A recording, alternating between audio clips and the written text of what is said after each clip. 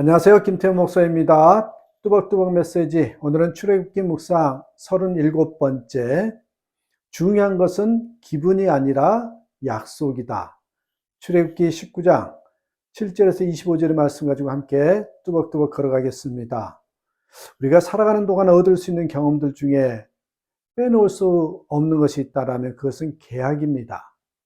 땅이나 집을 사고 파는 계약은 의미로 보면 상업적인 계약입니다.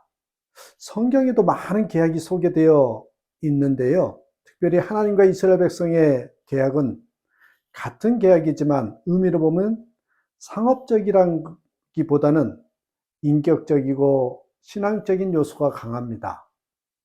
계약의 중요성은 일방적이 아니라는 데 있습니다.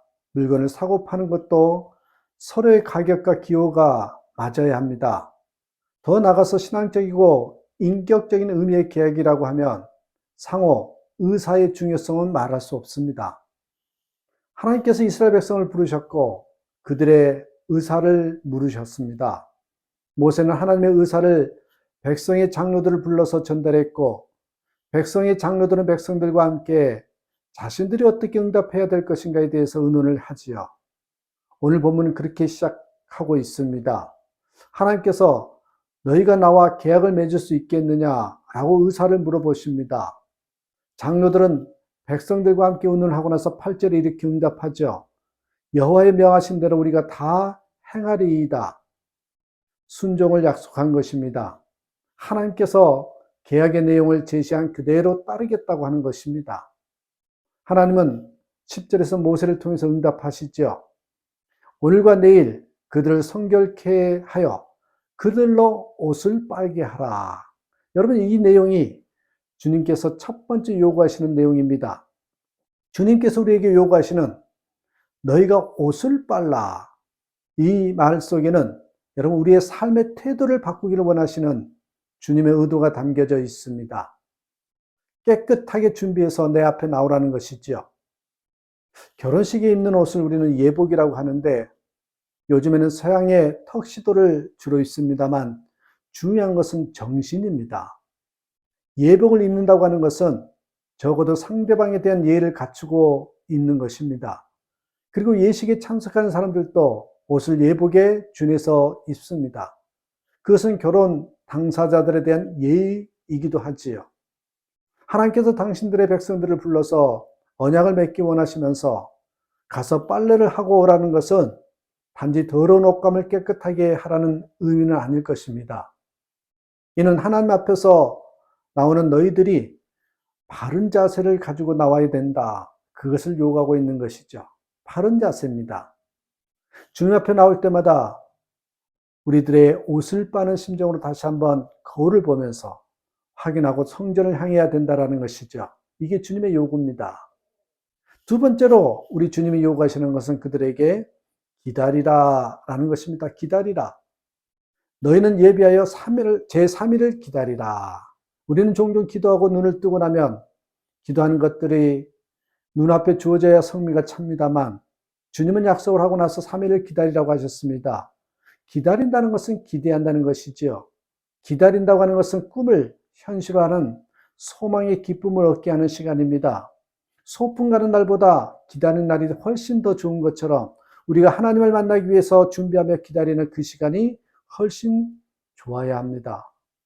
우리가 오래 기다리면서 준비했다고 하는 것은 그만큼 기대가 철저하다는 이야기고 하나님께서 어떤 말씀을 하시든지 어떤 것을 우리에게 요구하시든지 그것을 받아들일 준비가 되어 있는 것을 의미하는 것입니다. 성숙한 신앙이라고 하는 것은 그래서 기다림이 필요한 것이죠. 세 번째로 우리 주님께서 12절 이하에서 말씀하시기를 백성들에게 사면으로 지경을 정해 그 지경을 범하지 말라 이렇게 요구하십니다.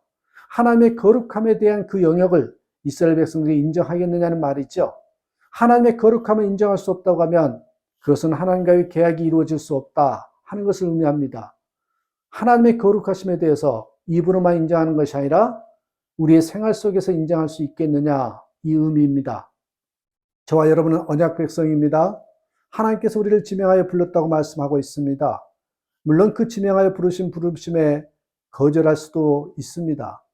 이 자리에 나와 있다고 하는 의미는 그 계약 당사자로서 하나님의 요청에 우리가 응답했다고 하는 것을 말하고 있는 것입니다.